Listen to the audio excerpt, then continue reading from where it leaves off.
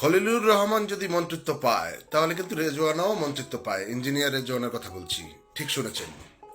Engineer রেজওয়ানাকে মন্ত্রিত্ব না দেওয়াটাও এক ধরনের অন্যায় হয়েছে। বাংলাদেশ জামাত ইসলাম সারা বাংলাদেশে বিপুল ভোটে পাশ করেছে, এটা বাংলাদেশের জনগণ যারা ভোট দিয়েছে তারা জানে। তারপরও যেভাবেই হোক, ইঞ্জিনিয়ারিং করে হোক, পরিকল্পনা করে হোক, অন্তর্বর্তীকালীন সরকারের সহযোগিতায় হোক, যেভাবেই হোক সরকার গঠন করে বিএনপি ক্ষমতায় আসছে। জামাত ইসলাম কিন্তু ফলাফল মেনে নিয়েছে এবং দেশের মানুষও মেনে নিয়েছে। ঠিক এই অবস্থায় এসে ইঞ্জিনিয়ার রেজওয়ানা যে কথাটি বলেছেন যে আমরা মেইন স্ট্রিমে আসতে দেইনি, জামাত ইসলামের কথা বুঝিয়েছেন।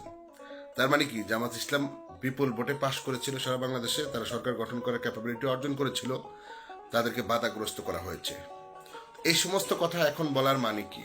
যেটা করছেন, বাট এখন দেশটা জনাব তারেক রহমান উনি কিন্তু খুব সুন্দরভাবেই পরিচালনা করার ট্রাই করতেছেন। আমরা সাধুবাদ জানাই ওনাকে।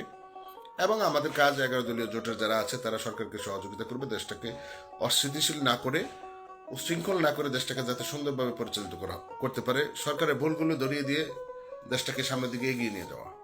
বাট এই মুহূর্তে এসে আপনি চাটুকারিতা করতে গিয়ে যে বিষয়গুলো আপনি স্পর্শকাতর বিষয়গুলোকে তুলে এনে একটা বিভ্রান্ত তৈরি করতেছেন, এটা আসলে এই সময়ের জন্য উপযোগী বলে আমি একজন সাধারণ মানুষ হিসেবে মনে করি। ঠিক আছে, সরকারকে সরকারের মতো দেশটা পরিচালনা করতে দেন। কিভাবে আসছে, সরকার গঠন করছে, সেটা বাংলাদেশের মানুষ জানে, আপনারা ব্যাখ্যা দিতে হবে না। বাধাগ্রস্ত কোথায় কি করেছেন সবকিছুই আমরা জানি। বাট আমরা চাই দেশটা সুন্দরভাবে চলুক, শান্তভাবে চলুক। সরকারকে আমরা সর্বোচ্চ সহযোগিতা করব।